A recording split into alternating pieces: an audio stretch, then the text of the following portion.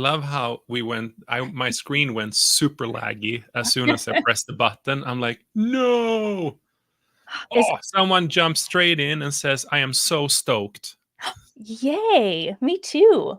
Yay, we've got two Instagram people. Wait, let's see on YouTube. Nobody on YouTube yet. Hey, hi Jada, yay. Hi. McKenna Mel is Palmer is stoked. Melissa. Hi. Oh, McKenna, look out. I wish we could do these together. We will figure it out. We should start having any guest can just show up and we'll figure it out. Yeah. Bruce is there.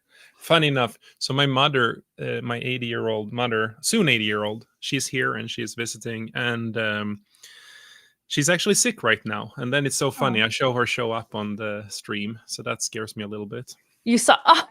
Oh, that's exciting. She's listening in right now, so now I can't talk about my mother. Behind your curtain when you like went away for a minute? I saw your curtain. Oh, that was your mom. I was like, hello.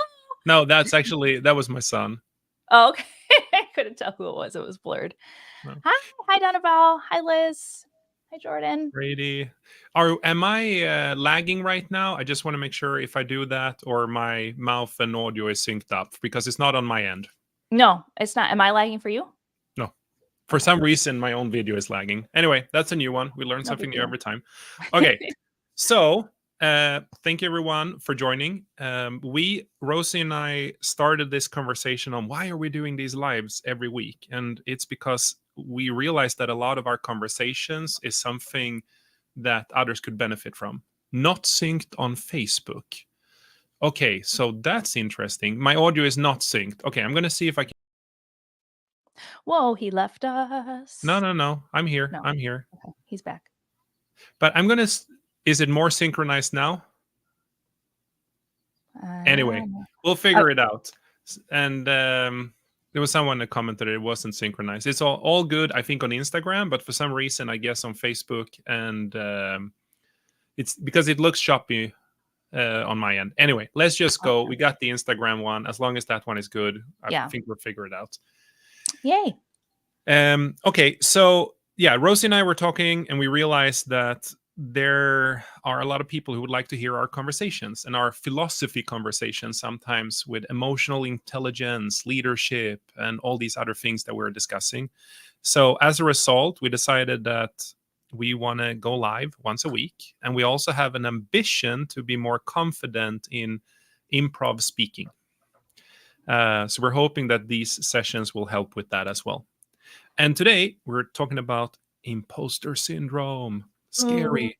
We said just before we started, do we have imposter syndrome to have talking about imposter syndrome? It was kind of like a little yes, but not a big yes. Yeah. I'll agree with that. I mean, I feel like my first reaction is to have imposter syndrome about everything. And then I have to coach myself in my mind for a moment and realize that maybe it's just because it's my reflex doesn't mean it's where I have to live. So yeah. But maybe we start because you're the most skilled at this. What's the definition of an imposter syndrome, Rosie? I am the most skilled at having imposter syndrome. So I didn't say that. Yeah. I met people way worse. Am I? So Jada, I'm not qualified to talk about how I feel like I'm not qualified. I was on a call earlier today, Andreas, you were on it too, where somebody was like, and Rosie's going to help to facilitate this conversation. And I was like, she's like, because I have done this 0 times. And I was like, I've done it 1 time, but I guess that's 1 more time than all of the people that have done it 0 times. So all of a sudden I was the expert. So, the good news is having an imposter syndrome, I do feel like I'm an expert at having imposter syndrome. But I've also gotten a lot better at combating it and also befriending it. I don't know if that's the right word, but like knowing what to do when it's there and when I can't get rid of it. So sometimes I can get rid of it in certain areas. And I like how you made that distinction in previous conversations we had, Andreas, that we'll talk about more. But there's certain areas where I can kill it. And then there's other areas where it's inevitable, it's going to show up, and I have to learn how to function along the way, even if I don't have the ability to kill it in the moment. So anyway, so to go to the definition of imposter syndrome, ultimately it's having self-doubt or not believing in your own abilities to do something, even when there is a lot of evidence to the contrary that you are fully capable of doing whatever it is that you're feeling an imposter about. So I for me personally, it comes up a lot whenever I'm new at something, whenever I'm trying something new, like, and that can even mean in my existing field, but I'm like stretching myself, then I still will experience imposter syndrome. So it's not like I'm going from, like apples to oranges. Like I'll be going from point A to point B and I'll still experience imposter syndrome when I stretch myself to the next level. So definitely when I'm doing like a 180, absolutely. But even if I'm still like playing in the same sandbox, forgive my like corporate jargon, but even when I'm doing that, I still experience it. It's just different, and so I have had to learn different ways to combat it. And it's definitely not perfect, but I've gotten a lot better at it over the last 6 months. That's for sure. Hi, Anna. Why have you got better at it? Oh, great questions. So for me, it started. So I would say there's two main things for me, and then they probably lead to a third. The first is making a choice, accepting that I felt like an imposter, that I didn't believe in myself, and just accepting that fact and not feeling like I had to wait until I did to keep going. So that was the first, was just a mindset shift. That's why I say like befriend it. It's not like, oh, I'm so happy you're here, but more like, hey, okay, this feeling is here. I don't know what to do with this feeling. I want to go hide in a corner, but like my logical part of my brain was like, that's not going to get me where I want to go. So I just have to commit myself to pushing through, even though I don't believe in myself. But I know that ultimately what's going to get me there is by pushing myself through this. So the first one was just making a choice. The second one was surrounding myself with people that believed in me more than I believed in myself. And that still is true for me to this day. Whenever I'm doubting myself, to learn how to see myself through other people's eyes, and I don't even know if that's exactly it, but if I've built up trust with people, and so I'm trusting them, and if they're investing in me, and if I say I trust them and they're saying good things about me, I can't say I trust them but think that they're lying to me about the positive things, right? So I would say those are like the two biggest things, and then, as we talk, I'll kind of share about like where I'm at now with all of it, but those were the two biggest things that I think have helped me over the last 6 months. I think I'm just going to share my history here. So, imposter syndrome for me was something that was popping up way more when I was 5, 10 years ago, maybe. First year or two as CEO ship, it popped up way, way, way more. But, and I read this book recently, it just made me think of it right in the moment here. So it's like your mind, you're a driver of a little school, think of a school bus or like a van, and you have a bunch of people in the back, and they're all your former self. It's who you were when you were 15 or a kid, who you were 5 years ago, who you were 6 months ago. And I love that mindset of they will still have a voice, but I'm not going to let them go up in the driver's seat. Like I take control of this situation myself. So you have the person in the back there like we can't do this. Oh, what if you fail? What if all of this? And like don't celebrate your win either, because you can't be more than others. Like don't do that. We were not that good. We can always get better.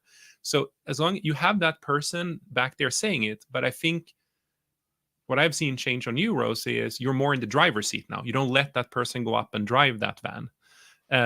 You're in control, and I just love that mindset of thinking. It's the same like the person I was as a kid. That's not the person I let drive either. Like, yes, they have a good viewpoint. This actually, I can say which book it was. It was what do you really want, Kayla Craft. But it was like that was the mindset. Like you have all these who you used to be, put them in the back seat and don't let them drive. And I think imposter syndrome is something I'll talk about how I have killed it to a large extent in my life, but it still resurfaces every now and then. Yeah. And just to hit on some of the comments, Donna Bell said this in the Instagram chat, which I love. She said, I'm borrowing others' belief in me," which I really liked. So which was the comment I made about letting other people lift me up. Um, We should talk and more about that one, Rosie, if you dare to be vulnerable here. Like you what you've been know, doing for the last 6 months. yeah, I'm more or less an open book. And wait, I wanna see. Ayana said there has to be evidence to the contrary. That's key from what you said, Rosie. Um, yes, I love that, and I think and it's interesting, like, so even when we have imposter syndrome, it's based on the fact that there's evidence to the contrary, and I do think at some point have you heard of the Dunning-Kruger effect? That, like, fascinates me too. That's when you, um it's it's not exactly the inverse of imposter syndrome, but it's like when you're in unconscious incompetence, you don't know what you don't know, so you assume, "Oh, I know all these things over here, so when I go to this new thing, it's gonna be really easy," and then you get there and you're like, "Oh god, like, this is this is really hard," and so it's like overestimating your abilities is sort of the Wow. Dunning-Kruger effect, and if you go in overestimating your abilities, sometimes I feel like imposter syndrome hits you even harder because 'cause you've got, like you thought you were up here and then you like, have farther to fall. Um, but Harder for Liz people like us that are green, yeah, that love to strategically. overthink, yes. Yeah. Liz says, "I use my anger to push me forward." I love that. Hey, whatever works, Liz. And What then about Vera this said question? yeah, that's a good question. Why don't you go with that one? I've been talking for a Is an while. imposter syndrome the same concept as stage fright? No, it's not. It can come anytime. And I think there has been precedents. The first time they sit in the Oval Office and everyone closed the door and they're sitting there, and I don't remember which president was. The first question is like, why did no one figure out like how that peep did I get here? And they can't understand that people didn't see them for something else. Like, how did I end up here? So it happens to everyone, and it can be done happen in any situation. It's basically you don't believe in yourself, and you don't see every time you climb the mountain, you stand there and you're like, I could have done way better. So it's like you don't even recognize your achievement. Yes. Oh gosh, and it's so funny you say that because even in the corporate world, and I'm sure we'll dig into something around these lines later, but there's like the oh, you got the promotion. Like, this is what I experienced, and I think it's not as uncommon for women to experience, which was like, "You got the promotion. We told you we believed in you, but then we don't reinforce that we believe in you," right? It's like, "Oh, okay, like, you've got the keys to the kingdom, but now" I mean, and obviously that's an exaggeration, but we've given you the thing that you've earned, right? So maybe it's not given. I don't know if I'm describing it right, but it's like the support you have along the way I think is really, really important when you're new at something. If you're in something like a corporate space, right? If you hire a new executive on your team, but then you don't make them feel supported to speak up or share their opinions or contribute, then it's going to make them question their abilities, or at least that's what I experienced. I'm not sure what your perspective is on that. You Say the could tell last. me honestly if you disagree. No, say the last thing again. Say it short form. Because I got a text message for someone. Is like, am I supposed to be on your live now? No. If you want to be, was it your mom? Yeah. Um, No. And it wasn't the V either. yeah. Sorry, I got Like, distracted. guys, let me in. Okay, wait. Mel said the larger your island of knowledge, the larger your shore of incompetence. So it's like the more capable you are, the more you're able to overthink whether or not you're the Dunning-Kruger dummy. I like that. That's funny. Michelle's here. Hi, Michelle. It's so frustrating. We can't see one another's I because know. the way StreamYard works. I So we don't know. see. I got some people on my end. I see Graham, Brady, Taylor. Like there's a Bruce, I McKenna. I don't know know. if she's on still, but it's so interesting. And then you got yours, and then we see some together, which is Yeah, kind of yes. We will so we're figure it out. If it kills us, we'll figure it out. But okay, wait, I wanna read some other Saint Mondo, I don't know can you say your first name, Saint Mondo, so I know who you are? But he said, "That was me as a teenager. I thought I knew everything." That was for the Dunning-Kruger effect. I think every teenager thought they knew everything. and that was Um, when you're incompetent, unaware, or unaware, and and overestimate and your abilities going into it because you just don't know. Yes, it's yeah. also my 3-year-old or 4-year-old. And then let's see. Uh Is there anything wrong with feeling underachieved if it's pushing you higher? I love that question. Say it again. Is there anything wrong with feeling underachieved if it's pushing you higher? I can answer that. It works for a while, but it will not make you happy when you reach your career goal. You have to actually rephrase the fear mindset and the fear of like keep pushing yourself through fear. And you have to rephrase it to think in abundance mindset at one point of time. Otherwise, you will not be happy doing what you're doing. And you will actually become, how do I say, not a bitter, but the fear just doesn't drive you anymore for the Yeah, unhappiness. there's what I've read that there are 4 types of motivation or 3 types of motivation. The ones I know, usually I talk about the 3, which is the most basic form of motivation is fear-based motivation. To your point, it does work, and I almost think it's something like it's almost like it's coming from a scarcity mindset when you're using fear-based motivation. Yes. So it does work. Telling yourself you're not enough can work to make you overperform. Um, and then the next level, like elevating yourself in types of motivation, is around like duty and responsibility. So instead of like, oh, if I don't get this job done, then everybody's going to see me for a fraud, or I'm not enough, or worse is like I have a responsibility to do this thing. So you're motivated by responsibility and a sense of duty. And then the top of the pinnacle is motivated by love. So like I get to do this. I want to do this. So it's hard to get to that place, especially, depending on what it is. But I think about the question all of the time, and that concept of like so much of who I am, and like my high achiever, all of that comes from a place of not thinking I was enough. But I don't want to raise my children to have that same mentality. So I'm like, there's got to be people that are still really highly motivated and push themselves really hard, but do it from a place of abundance and love and not scarcity. You're one of those? No, I've shifted my mind. I used to come from fear. I used to come from scarcity mindset. I had to rephrase that mindset a couple of years ago when I got my heart problems. And like when you are close to death, your brain, you just become happy, and then you realize that the fear that you had used your entire life no longer works to motivate you. And Mm, then you have to rebuild it from love, rebuild it from helping others, rebuild like giving. It's a I'm not sure you didn't say fear, but you said, what did you say? You used another word. scarcity? Scarcity. Yeah, that's my English as second language, my brain. So but scarcity is fear as well, right? Yes.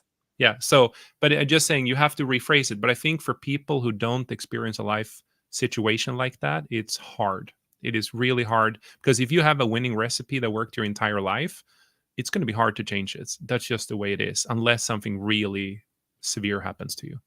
Yeah. But you can do it, Rosie. I've seen other people do it. Yes. Yes. That is the goal, because, and I've even learned that, especially as like when I'm still a newer mom. I became a mom in the last 4-ish years.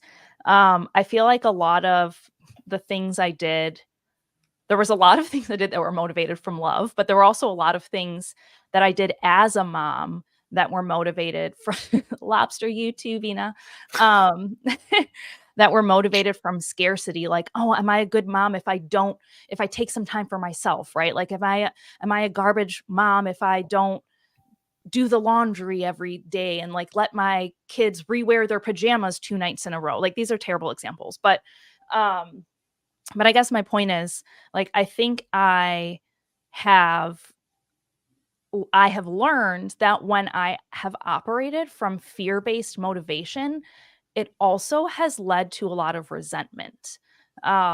Because it's almost like I'm letting external fears drive drive what I'm doing. So because it's like, and I guess I don't know, it just feels more extrinsically motivating than intrinsically. So it's like eventually I think that the like it doesn't work is it's like yeah, you kind of just start getting resentful toward yourself or the things that are scaring you into performing.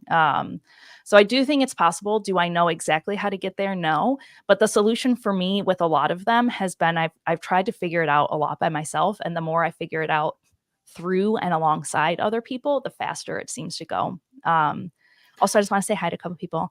Hi, ZZ. Hi, Miranda. Reactive versus proactive thinking. I like that. She says she's currently in the fear mindset and needs to get to that love level. Don't we all? Reactive versus proactive thinking.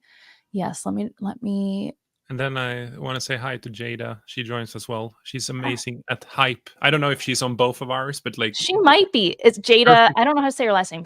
Thole. Yeah, Yeah. I think her and McKenna are happy met, but they're both high woo. They're like, I got to give love to both of them. exactly. And Vena's probably doing the same thing. Why do you think we slipped into how we're motivated when it comes to imposter syndrome? Oh, that's a great question. Well, somebody asked a question about how they use fear. Hang on, I actually want to find the question because it was good, or comment. Because I think they're strongly correlated. Yes, I agree. Liz said I use anger to push me forward, but wait, was it Edmondo said, where are you? Oh, wait, no, it wasn't him. It was Alexi. Alexi, is there anything wrong with feeling underachieved if it's pushing you higher? So there's a difference between motivation and the fear-based motivation. And imposter syndrome is still like fear, but doing it again. And I think imposter syndrome becomes a problem when it's holding you back from doing. But it's natural to feel like you don't have the skill sets, or it was nothing. Once you do, it's like, yeah, that was not like, don't even give me feedback on how I was good. Like I won't listen to it. I want to move in a little bit to the conversation, like how you actually can kill it, if that's okay, Rosie. Love it. Yes. So they are connected so I think there is how you motivate yourself, and I think it's also connected with how your confidence level. And one thing that really helped me, and this was actually someone who told me this years ago, is, and I think you said it today, actually 70% of people feel imposter syndrome every now and then. Like that's a huge number. People say, and I met so many people say, I have imposter syndrome. And then they use that as a justification to not motivate themselves to become better and do something about it. But one of the best tricks I got years ago is, you're not allowed to say, I have imposter syndrome, unless you say, in what situation? So by doing that, because if you live your entire life killing your imposter syndrome, Rosie, and hopefully die of an old age over 100. Yes, that's the plan. And if someone asks you, do you have imposter syndrome? You will still say yes. But yeah, if you you're right. compartmentalize it and you say, I have imposter syndrome about being on stage, just because someone said that. I have imposter syndrome about leading a company. I have imposter syndrome running my own company, being a solo entrepreneur. But just because if you then master one and you actually kill your imposter syndrome in one area, you have less imposter syndrome, but you will never reach a stage where you will never say, I don't have it. Because if I asked you to, what was it, like knit a sweater, like I can't knit a sweater, I would have imposter syndrome. If you asked me to do that in public, I would feel ashamed. I can't knit, like I don't understand even how to do it, or crochet or whatever is my wife is doing. But what I'm trying to say is, people say, oh, I'm an imposter syndrome, and then they have that, therefore I cannot. And I think it's better to say, I have imposter syndrome in situation X, because the day you overcome it doesn't give you the right to say it in other areas as well that you already mastered. Like, my point is, you can kill it for a specific situation if you just motivate yourself to really go after it. Does that make sense?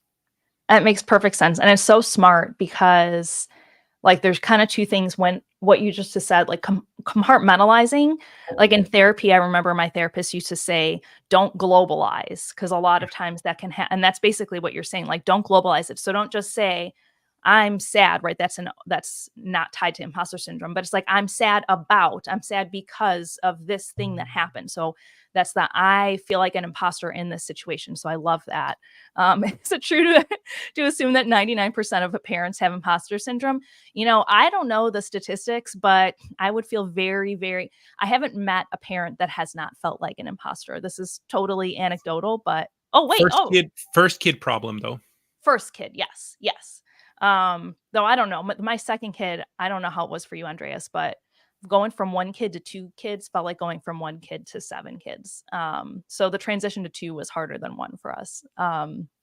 But what was I going to say? And obviously I know you had more circumstances with your second. But wait, yes, Vina, glad to know that her woo is kicking. Yes, Vina, Jada, and McKenna are all high woo, and I feel like all three of them are like hopping back and forth into our lives.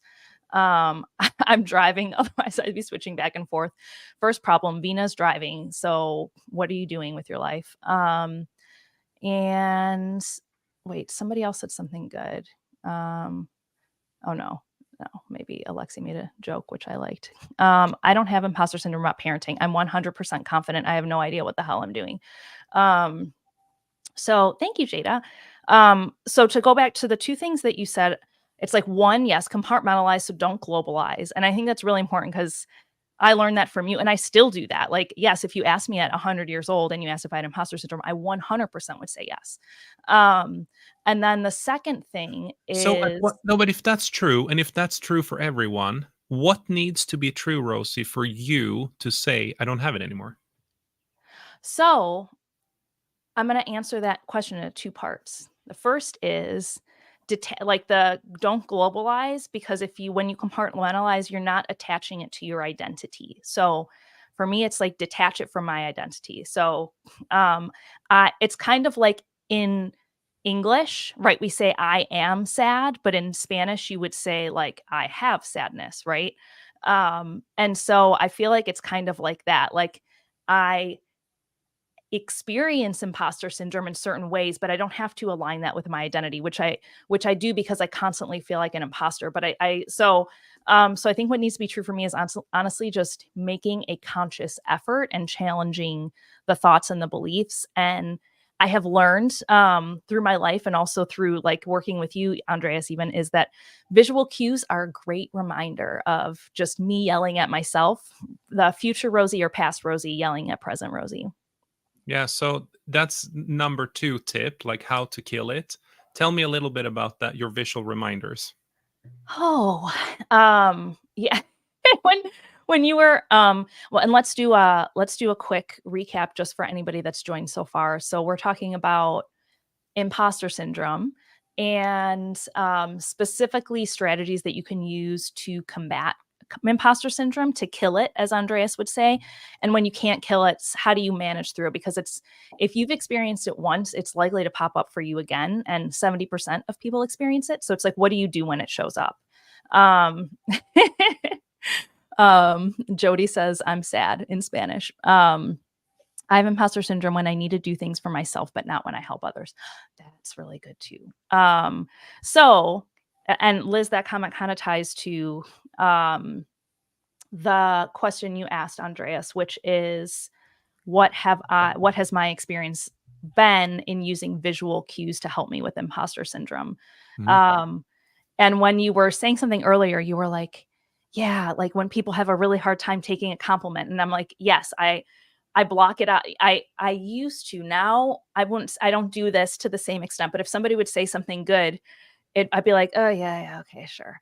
And it's not like that's my intent to say that. And actually, Christy Schnurley, I gave her a compliment recently, and I loved her response because she was like, I accept or embrace like the compliment or whatever it was that she said. And I was like, oh my gosh, that's so good. Like, it made me feel like she was receiving what I was saying, and B, I'm sure it helped her to like take that pause to take it in. I don't know if Christy has a hard time receiving positive feedback, but it inspired me to do a little bit of that. Um, so anyway, bringing that back to imposter syndrome is like creating opportunities to take that pause to take it in. Essentially, for me, like forcing myself to, and Andreas, you made me do this, right? Like you made me write down. So I was going to say, for those of you that don't know, which is probably 100% of the people that are listening, except for maybe Vina, if she's still here, Andreas made me start writing down all of the positive things that people say about me. So the goal is to write down one a day and put it up on my wall. So I have a wall here of lots of different Post-it notes. So write down something positive somebody says, goal of once a day. And then in the mornings, read them out loud to myself. And that was really, really, really hard. First, it was hard to write them. And then reading them out loud was like, oh, Jada knew that. Oh my gosh, reading them out loud was like excruciating. And now I can like read them out and smile. And like, I don't know if, I'm not like, oh, I read these and like, yes, this is me and all of the things, but I'm like, okay, I like, they're a little less heavy. It's a little less like cringy. And so baby steps, but I am learning. It's And it's reframing your mind. So the reason why I yeah, asked you to do it is allows you to listen for the positive in what people are saying. And if so many people are saying something positive about you, guess what? It might be true.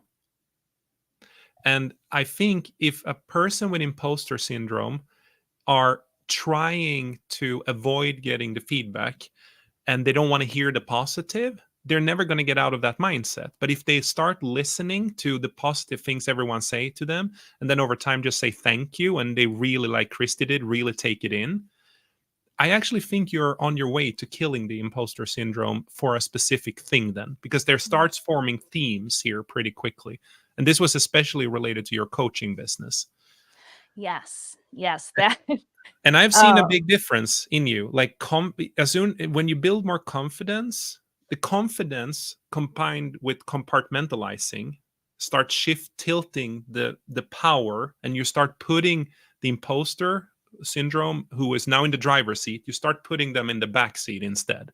Like they're still I'm gonna there. beat him up and put him in the trunk soon. Yeah. But I love that attitude. Did you hear that? If Vina is on, she promised she will beat up the imposter syndrome and put it in the trunk. Oh, But my Chrissy said, point, so okay. the point here, Rose, is like the reason why you're doing this, and this is the tip here, is like people gotta realize that in order to kill imposter syndrome, they gotta celebrate their wins. And in order to celebrate the wins, you got to listen for them. And the easiest one to listen for is to just start hearing the positive things people say about you. Yeah. Yeah. It's so smart. And even in the going back to fear-based motivation, we don't celebrate our wins when we're operating from scarcity. We think that scarcity is going to bring more for us. So we couldn't possibly like think about how many people say, "Oh, when I get to this point, it's going to feel good," and then they get to that point and they're like, "I just need more, and I just want more, and I just have to do more." And so celebrating your wins, I just love that perspective for a lot of things, but especially for imposter syndrome, because I think that does move you along the spectrum from like I have to, which is fear-based motivation, to I get to or I want to, which I think somebody said here in one of the Instagram comments too, like make it yes. I try to consciously change my mindset. For example, instead of saying I got to, I change it to I get to. Yeah. I get to capital raise. Jody says he uses this with his wrestlers. Christy says I struggle with receiving compliments too, but I'm trying to get better at taking it in because it's feedback and usually genuine from that person. I love that. The best trick to start taking in positive feedback is just to learn 2 words. Thank you. Oh yeah, I saw your reel on that. That was really Yeah. good. And it really helps, because if you force your brain to say thank you have acknowledged it. But the true thing you're doing is you're telling the other person, I appreciate that you took the time to give me the feedback. And if you don't say thank you and you throw it back like, yeah, ignore you, what ends up happening is they're not going to come back and give you feedback again. And now you're self-fulfilling prophecy. You're starting to build a Mm, culture of people around you who stops giving you feedback. Why would I give you feedback if you don't appreciate it? If I make you feel uncomfortable saying something good about you, I'm going to stop. yeah, So yeah, just say thank you. And I guarantee you, try that for a few months. Whenever someone says something positive or you're winning, just say thank you. You don't have to fully take it in right away. Just say thank you. It works. yeah, yeah. Like That's you, true. Rosie, now you're looking for the positive. You have reprogrammed your brain. No, but you are. Yeah. Like, you could barely take it in before. Now you are taking it in. Yes, yes. It has gone from excruciating to like, okay, I got this, to some extent. Yeah. Um, So are we hearing you're beating it up and putting it in the trunk? I love yeah. it. Putting that duct tape over its mouth, yeah. Um, let's see. This I'll is a do good one. who Jada. I didn't even realize I was acting on a scarcity. Yeah, I didn't think about it that until this conversation, honestly. And yeah, do you have something more you want to say about it, Andreas? No, and it's back to step one is learning to accept feedback from others and truly say thank you and encourage them to do it again.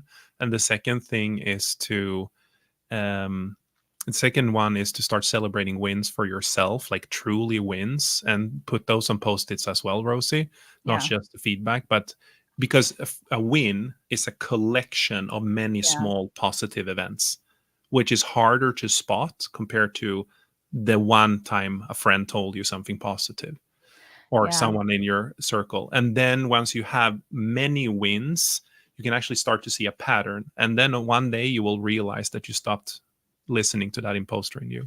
I actually have another question. I just, by the way, Vina already requested the claws to come out, but I am I not don't know going where I there. put them. I'm not touching them. Don't go there, Vina, because you will make me laugh. Last time I couldn't speak for like 10 minutes. There is an interesting comment here from Brady. Giving and feeling. I think it was when you talked about abundance mindset versus Mm. scarcity mindset. Giving, feeling, etc., etc. How do you align that with slow to hire and quick to fire? And that was a video I put out on Instagram. So whenever you hire someone, I'm not sure it's going to work here if I answer the question. If you're still on, I would love to hear if I misunderstood it. Whenever I hire someone, I hire them to match the people are already there. So I want to have a culture fit, and I want to hire them slow. So really vet them. Do they get it, want it? Do they have capacity to do it? Are they a culture fit for the organization? And by the reason why I do that, so the giving aspect there is like we got all the people working for the company currently. If I put in the toxic person, guess what? They will be leaving. And I'm not sure answering question, but I'm going to do the fire one as well. If you have a toxic person, this is a little off topic, not imposter syndrome, but it is, you can argue it's a scarcity or an abundance mindset, because if you're actually helping the rest of the people if you're getting rid of the person quickly before they actually reduce morale and all these other things. It's not exactly imposter syndrome, but I will add one thing. In the beginning, when I was hiring, I was nervous about it. Am I hiring the right person? What if it's wrong? And hiring for me is not a science. It's, there is a lot of randomness. And number two is when you fire someone, as soon as you get the thought, you got to execute right away, because everything else will become worse from that point. But the first time I fired someone, you have no clue. Like, I was sweating, and it was like, and I was told and trained, this was many years ago, like, you got to do it quick, and you got to say, like, situation is this, the complication is you're not performing, and therefore this will be your last day. Like, just 3 sentences. But I talked for like 10 minutes and gave justifying, and like I did a really poor job. And I was so nervous afterwards, and I had so much imposter syndrome going into it. These days, it's 3 sentences, because that gives dignity to the other Yeah, person. So I was gonna that's how you can do everything with a grace. Oh yeah, I got the question. Okay, I wasn't sure if I understood it. So my point is, think of, you're doing it. I always say there's always this is how I think. There's always a company for everyone and a job for everyone, or starting your own company. It might just not be a fit with the company I run, or the company I'm in, or the persons I manage. Like, it doesn't make a person worse or better. Like, they just are. It's just not a fit sometimes. yeah. Oh, follow up. So you have someone. Oh, so here was a follow up question. It's actually a good one, or a really good one. So again, Brady, you have someone that is experiencing imposter syndrome, that is a high performer, and you let them go. Did you just confirm their worst fear? Mm. letting go of someone is never easy. It's always worse for the person that's being let go. I would say that you can't you it's really hard to factor in if they have imposter syndrome or not being let go. And I would say a manager, most likely the first time manager, will have an imposter syndrome letting someone go. But it's really hard once you come to that point to factor in um, an imposter syndrome or not for that person. And I'm not sure I understood the question, because for me it's a little bit two different things. If you have someone with imposter syndrome, I don't often know that. If I were to let someone go, I wouldn't know if they have imposter syndrome or not. So it's hard for me to answer. And if I can even add to that, because I think I follow to where the question's going, which is, even if you do know, or whether you know or not, do I think it could confirm some of their fears? Yes. But I also think that as a person that's doing the firing, you have a responsibility to have been providing feedback to them, right? To making them feel supported. So, yes, if you're just firing them and you had no context or no opportunity for them to learn or understand, then I think it's likely to confirm their imposter syndrome. But if they were supported along the way and just couldn't get there and ultimately weren't the right fit, then I think it still might confirm their imposter syndrome. But I think that as a leader or a manager, that they've done everything they could to still make that person be supported. And ultimately, you can't, like, Andreas, you're not in control of my imposter syndrome. No. If you were my manager or my CEO, would I expect for you to support me and to lift me up? 100%. But it's not, ultimately, it's not your responsibility. Like, how I feel is not your No. responsibility. And the person explained, is it not something you ask ask of employees? I mean, it's really digging into their people. Like, I think I want to create an environment, at least company I'm in, where people can be open and say, I have an imposter syndrome, or I don't feel confident in this situation. That would be amazing. Sadly, most people won't admit when they have it because they don't dare to be vulnerable. And if they don't dare to be vulnerable, it's something that is extremely hard for me to factor in. And I'm not saying people should share everything, but often when it gets to a point where someone is let go, we have often worked with them, we have tried to do corrective actions and so on, and we have tried to lift them up. So they're not directly correlated, but in the end, it's up to the person if they talk about them having it or not. And it can also be imposter syndrome in leadership position, but it can also be like technical skills. It can be both hard and soft skills. It depends. Yeah. So there was another, let's see. It's so important to keep the culture that drives the team. And as just a side comment, Ayana said if they weren't the right fit, then technically they weren't an imposter. I liked that comment. And somebody else said, yeah, I do agree with that, Ayana. Ayana also said, what's the root of your imposter syndrome? And then Tyler asked, do you celebrate your wins? So I just want to call those out. We can integrate them. Was there anything else on your end, Andreas, that came through that we didn't talk about yet? No, I got more questions around this. Conversation around imposter assumes that it's the conversation around imposter syndrome assumes that it's not real. How do you separate something internal versus facts? Oh, that's a deep question. It is. I really got me thinking in a moment. So, but part of the definition of imposter syndrome is that it is it is a belief system that is contrary to facts, like to objective things. Like, yeah. So I have accomplished things, but I feel like a fraud. So if you haven't accomplished things, then you're probably not experiencing imposter syndrome, right? So like going, I think we talked about this, like when you gave the crocheting, I like to crochet too, so I need to find out if Vesna likes to crochet or if she likes to knit, because crochet. It's crochet. I'll send you pictures.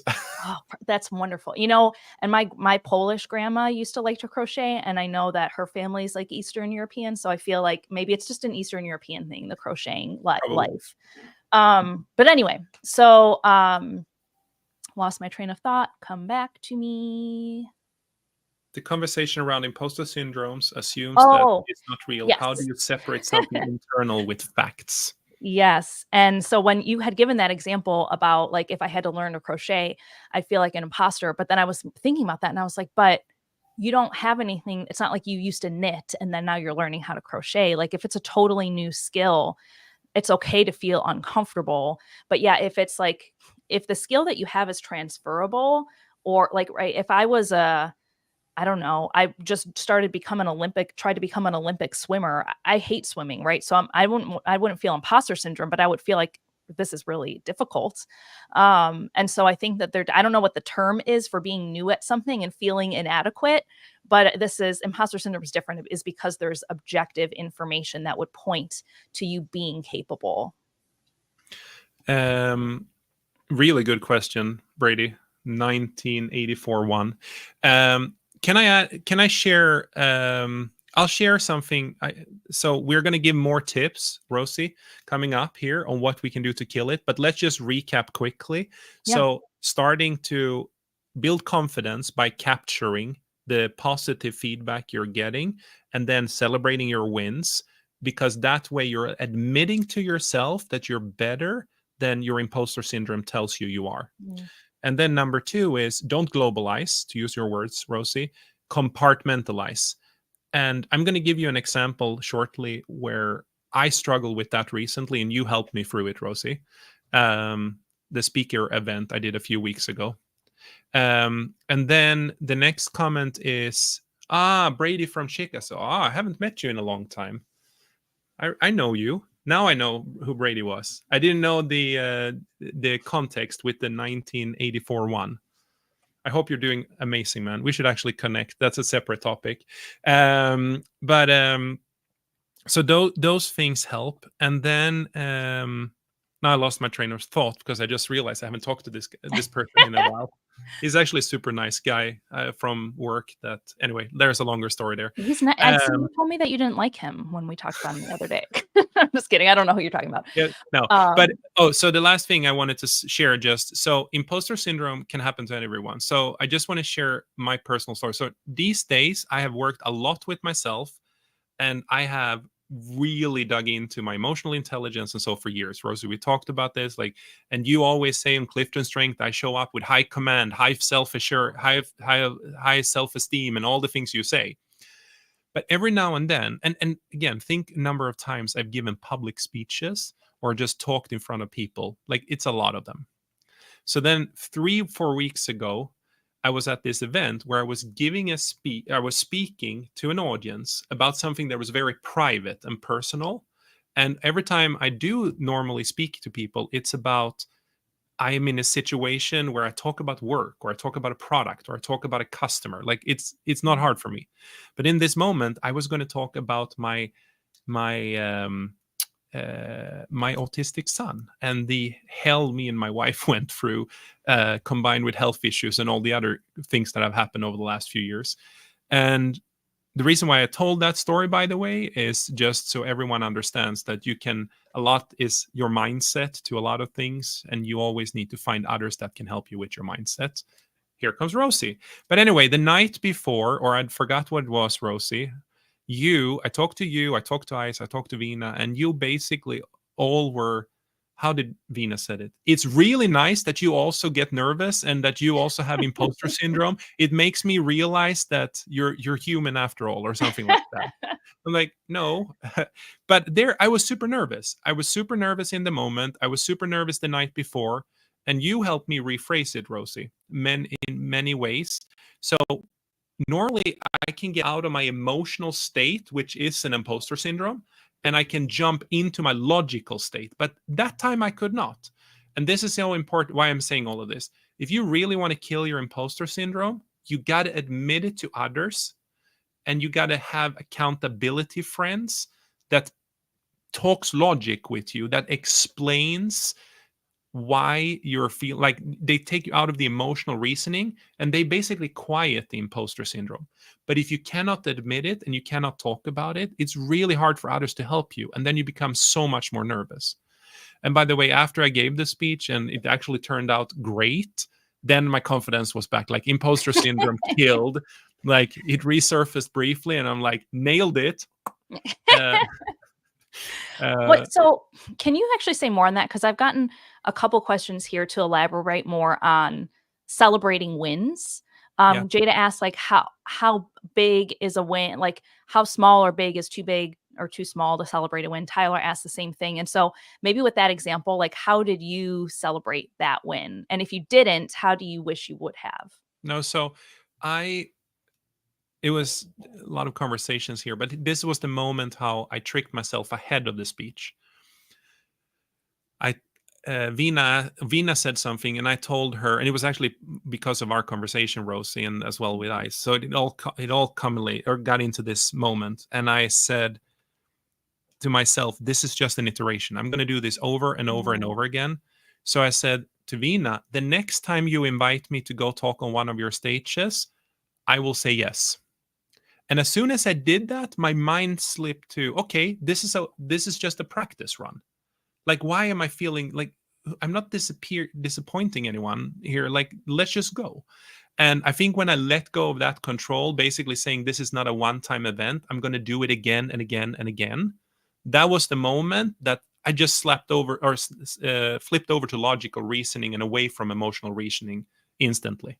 How I celebrated it with high fives, with I watched a video of myself, which was always hard to watch yourself speak, but I did, and I was like, killed it. I love it. No, and doing that, like, so that's how I celebrated. I also celebrated with committing to even more. So, for example, I've been invited to a few podcasts, one from that day. So I'm going to start doing that. We're doing these lives. Like, I committed in the sense, I celebrated in the sense that if I can overcome the little fear, I'm gonna lean in so hard to it. To I'm not only beating it up and put it in the trunk, Rosie. I have shot it in the head. No, I'm gonna sound bad, but it's like it's dead. Like I need to kill it. I can't wound it. I need to kill it. Yeah. So that's Yeah. how I celebrated. Like I'm just doing it, and there was a lot of high fiving. And then what I did is I shifted my performance into high fiving and helping everyone else get excited. So before they went on stage, it was extra high fiving and hugging and all those things before and after. So now it's like everyone was just feeding off one another's positive energy. That was kind of cool, Yeah. actually. And as you were saying that, I had that same thought, so I was so glad that that's what you said at the end because I was like, "Yes." And celebrating wins is like, you can do it with yourself, right? You gave an example, like, I rewatched the video of myself, it felt good, but celebrating so, like, yes, do that, and celebrating with others, sharing that with others, like, a win feels so much more real when you celebrate it with somebody else, at Yeah. least in my experience. It, like, forces me to savor it because if I'm by myself, I'm gonna have a harder time savoring the win, but if it's with somebody I love and trust, I it helps me to savor it. It helps me to allow them to celebrate me. So, that's one of my hacks when I don't wanna celebrate something about myself, when I just wanna move on, I'll, like, tell my husband, like, "Hey, I did this thing, I wanna celebrate it," or "This happened," or whatever, and it can be and it's funny because there was something else you said in how you celebrated your win. Um, you didn't just celebrate I actually think this is important. There's celebrating the win of the outcome, like, you killed it, right? You did a great job.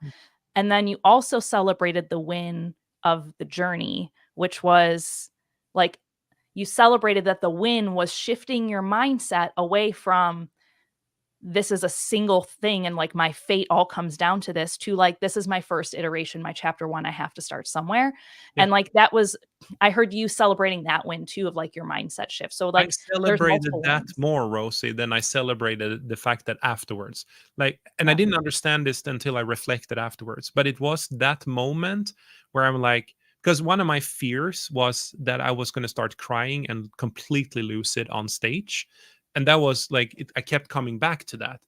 And then Rosie said something to me that really helped, which was, what if you lead with that? What if you don't go up and say, hey, my name is Andreas, and then start the speech? What if you go up and say, I'm really nervous because I'm going to talk about something that is so close to my heart and so important in my life. And I ask you for your grace and please be patient because I'm going to struggle to deliver this.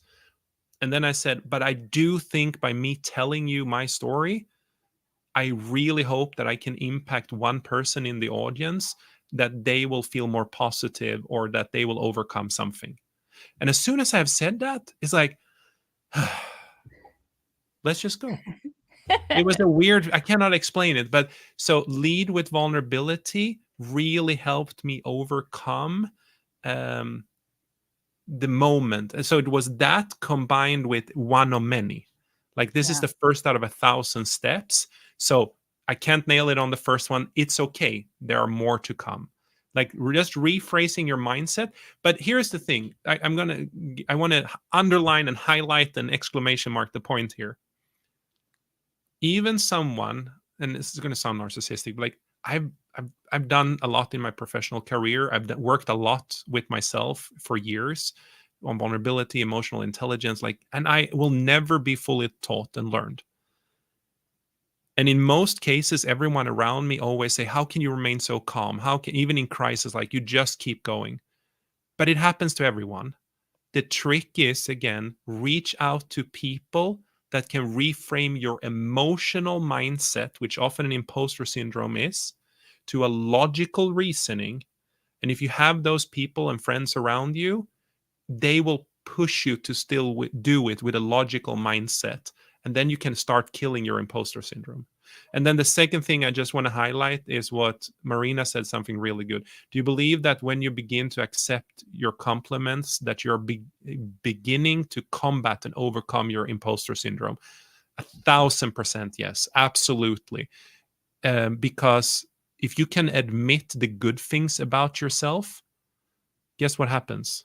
You start doubting that imposter syndrome voice. Like, are they really 100% sure that I can't do it? Like, I keep hearing that I can do it. And you can step your way into it. And a good exercise I recommend to everyone is try to catch one, and this is what Rosie and I were talking about. Try to catch one positive thing that someone told you every single day or every single week. I don't know. It depends on how social you are. But the point is like, or catch one thing where you just admit to yourself, even if it hurts in the beginning, that you did something good. Because if you have too much evidence that you're doing something good, maybe that imposter syndrome is lying to you.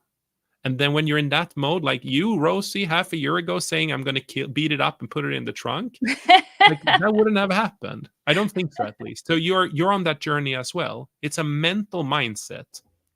Yes. Now I'm rambling. Okay. No, no, no. It's true, and it is a journey, and it's a journey that's never over. So I loved your analogy about compartmentalizing, because I'll kill it over here, and I'll try something new and stretch myself and find it over here. So wait, there's a couple things, comments, something Larry said that I want to hit on briefly. But Christy said the mindset shift of knowing there will be a lot more or bigger versions of what you're doing is so helpful to killing imposter syndrome. Yeah. Being told I have bigger things expected of me in the near future made me quickly live past the lower hurdles of fear, because I know I have to grow quickly and get over my self-doubt regardless.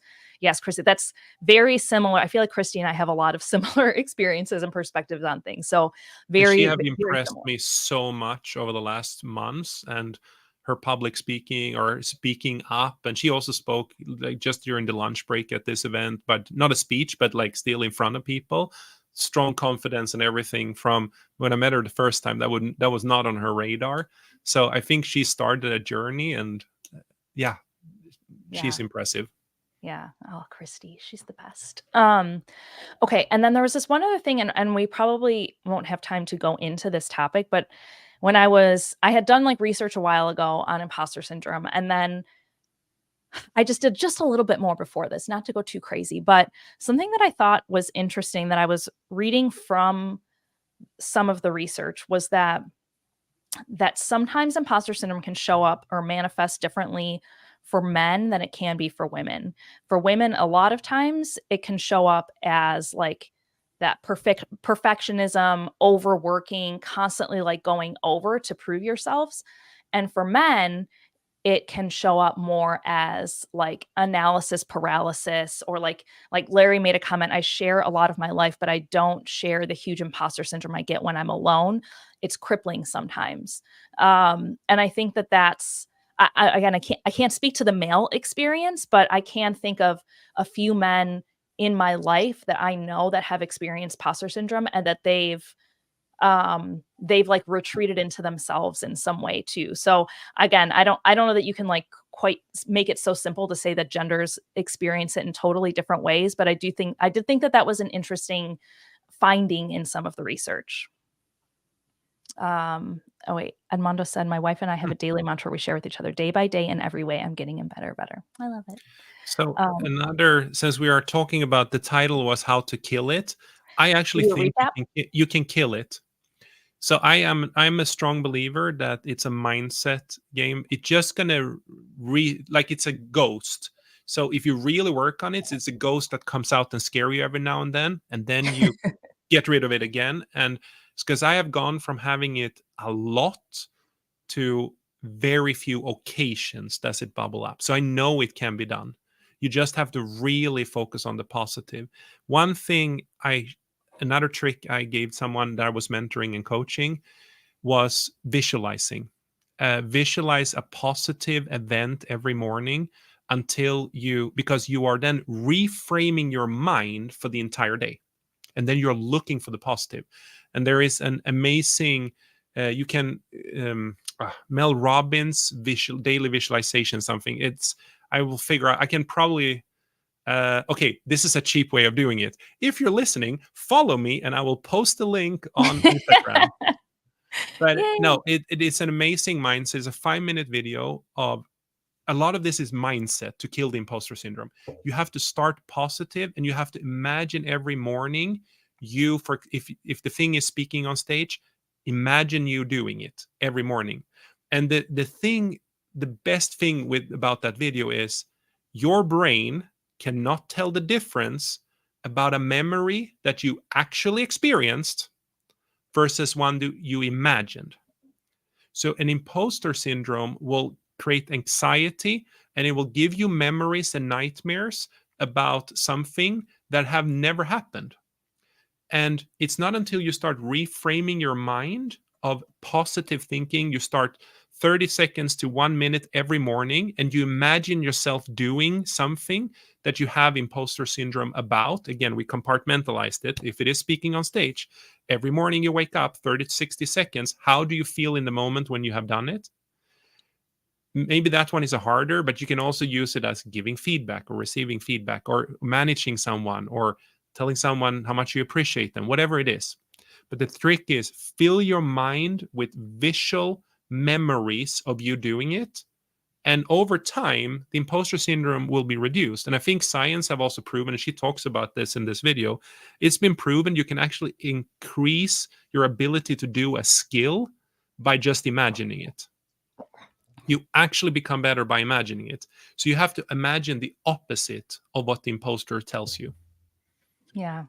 I love that. And yes, you've sent me that video from Mel Robbins, and I very much experienced that myself. See if I And can grab it quickly and put it in somewhere. yeah, drop it in. Bye, Jody. The secret to life. Hi, Ashley. So Ayana said, do you think identifying what steals your confidence helps? And that question made me think, like, maybe we should recap the Yeah. the bullet points of the types of things that can help to kill imposter syndrome. I have to like use air quotes because I'm like, it's such strong language. But I like that analogy of like, even if you kill it, it can still be a ghost that comes back to haunt you. Like that, I can get behind that. Oh, thank you, Andres. I'm gonna copy this It's the link. second video or third, but you will see which one it is. All those videos I watch. The first 3 videos I put on my calendar, and every month I watch them. Like they're amazing. They will reframe your mindset to positive thinking. It allows you to kill your imposter syndrome. I don't know who's on Facebook that said I like I the like thought of the being thought on of the putting front it. truck. You know, just find some friends that have a little rope for you to tie around its wrists and ankles. You can kill 1,000 imposter syndromes, one compartmentalized syndrome at the time, That's right. but you will never be done in your life to kill all of them. But that's why one day you will have a mental model like, Like Rosie, I say I don't have imposter syndrome anymore. It just resurfaces as a ghost. But Mm, that's a choice you make. yeah, I love it. I love that. I've learned a lot in this conversation today for sure. That's given me new perspective. Um, so okay, so if we were gonna, and I want to incorporate Ayana's comment too. If we were to wait, what do you got? I don't want to kill anybody. I just want to beat it up. I didn't know who Okay. this is. It's got to be somebody from on your end because I can't see their name. No, I don't know. I don't see the name either. Um, so what was I gonna so find friend if you only want to beat them up, find a friend that is willing to kill them. If you they can do the dirty work, if you just, bring the imposter syndrome out for the kill. So okay, so to recap, Daniel Calderon, awesome. So okay, so to recap some of the strategies, and there's one that we didn't hit on that I'll maybe grab at the end. We kind of did, but we kind of didn't. Thank you. So the first one was compartmentalize, right? That's what you said, Andreas. And I think that's so compartmentalize, don't globalize. So identify the areas that you feel like an imposter in and hone in on those, solve those rather than saying, I feel like I am imposter syndrome, right? I just have it in this area and I'm Yeah. going to work on it. Otherwise, you Two, use it as an excuse. no, I love that, and it is really easy to globalize with that kind of stuff with mindset in a negative way. So 1, compartmentalize, don't globalize.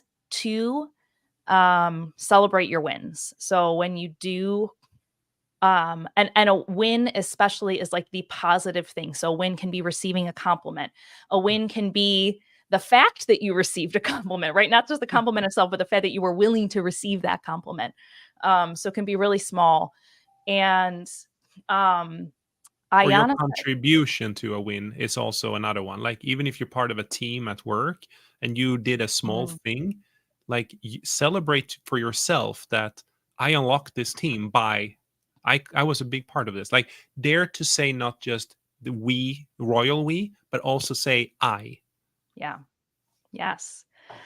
It's not easy to do, right? And I feel like people are sometimes afraid because to say I statements, myself included, but like and when I've been talking with people about like we hear about what's helped me with imposter syndrome too is shifting towards saying things that I'm proud of. Like I try to end my night every night saying one thing that I'm proud of from the day. And that forces me to take ownership. So rather, I used to like say something I was grateful for, but the way I was doing it, and I don't think this is actually the right way to do gratitude, is I felt like I was grateful for things and it felt like a passive activity versus when I say, like, I was proud that I leaned into that difficult conversation. I was proud that I spoke up in this meeting, right? I was proud that I pushed myself outside of my comfort zone. To me, just telling yourself the things that you're proud of are ways of celebrating wins that would combat imposter syndrome. Um, so, another thing that we sort of hit on, but sort of didn't. Well, I guess we didn't.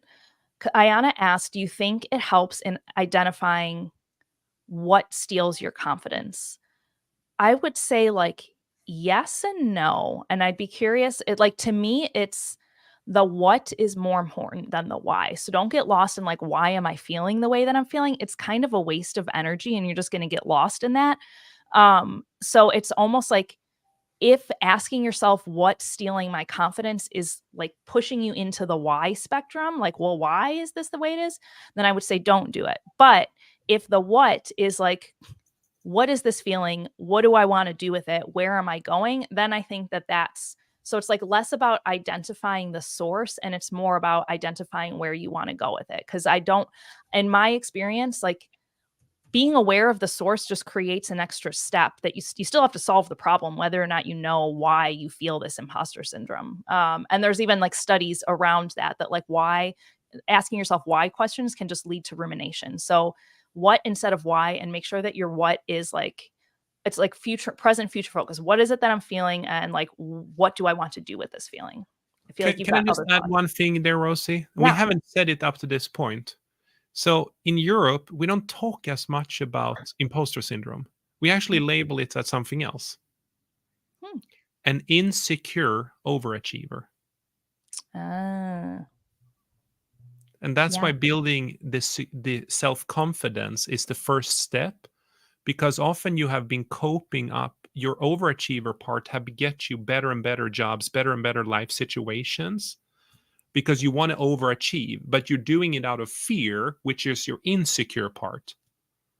Yeah. I love So it's that. another way of thinking about it. That's why all the advice we're giving here is about building confidence, because if you now have the some level of confidence, you start doubting that insecurity aspect, the insecure overachiever part, and now you already have the overachiever.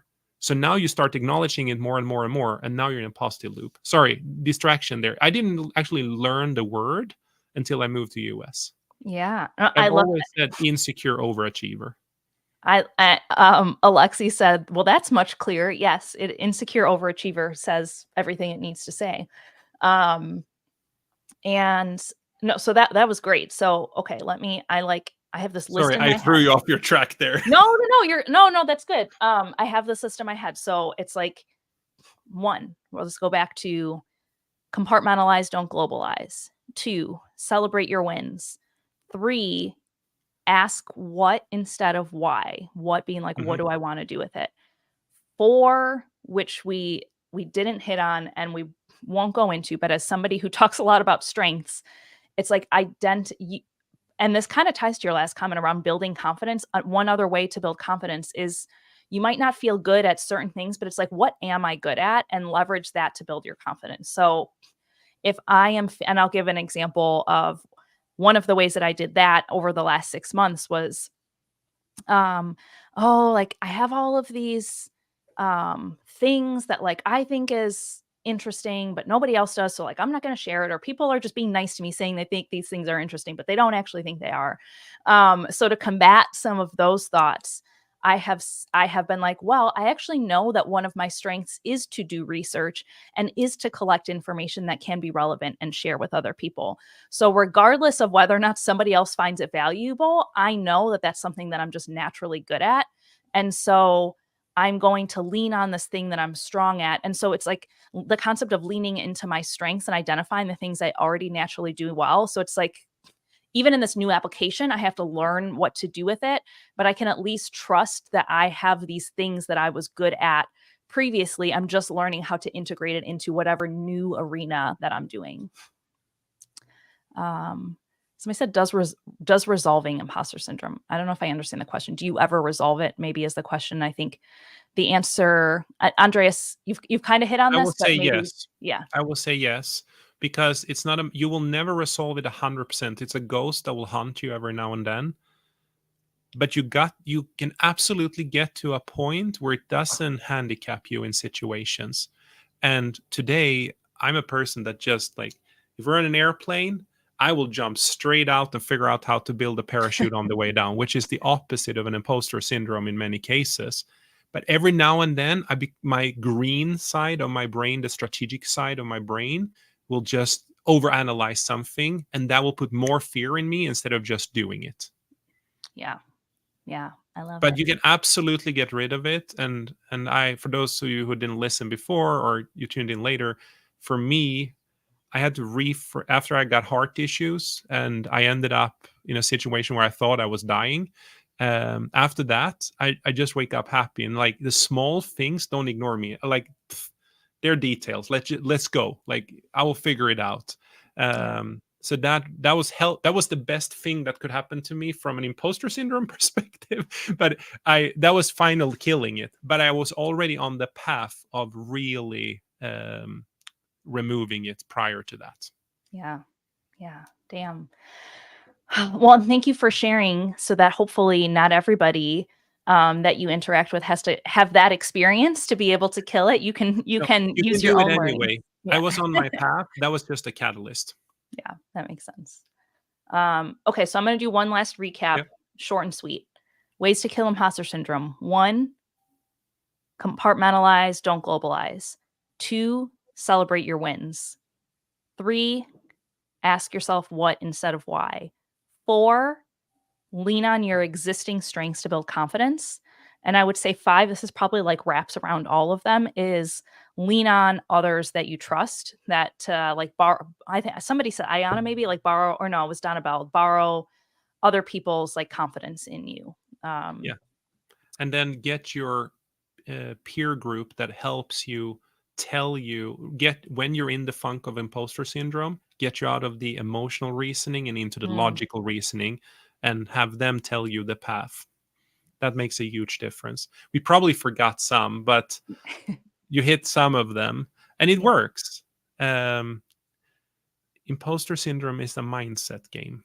Visualize. We forgot visualize. Visualize. Build Yeah. memories of you doing it. And it has been proven. I dropped a link before. It has been proven that you will actually overcome and build a skill by doing so. Yeah. Yeah. And Alexi asked, resolving imposter syndrome, he clarified his question, is supposed to tell you that you actually achieve enough already, which is truly a scary thought. I think that yes, that goes back to like the scarcity motivation Yeah. base versus the abundance motivation. And it's okay. Like it is okay to feel afraid. Like that fear, it's like yes, it is a scary thought, but if I just rather than push myself from a place of scarcity, that like I could be complacent. I feel like that's like a lot of people's fear, like, well, this is what motivates me, right? And so it is a mindset shift, kind of like what you said, into trusting that if you lead with abundance, that you will find a different way to motivate yourself that doesn't just come from beating yourself up. Yeah. Which is, again, just acknowledging insecure overachiever. So Yeah. work on the insecurity. And then when you have done that enough, positive mindset, you shift from scarcity to abundance. Yeah. It exists. It exists. Andreas, example, exhibit A. I am not exhibit B, but one day I will Yet. be. Oh, Yes. did you Yeah. hear that? You're using the word. You're saying I'm not there yet. We're gonna beat it up and put it in the trunk. Don't let the imposter syndrome drive. It leads to anxiety. You waste time. Like, let it be in the car, but put it in the back seat and don't really listen to it.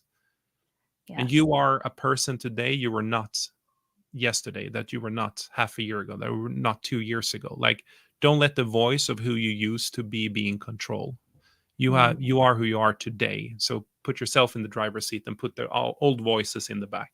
Yeah, I love thank you. Yes, I had to fight, to get into the driver's seat, but I eventually I beat him up. Um, Christy, thank you for the clarification. Insecure overachiever equals imposter syndrome. Kevin Cho says, "Hi, Andreas." Hi, Kevin. Hello. Um, and Elena says, "Someone's voice is usually the root of those lies." I love that. And yes, yes, it It is. is.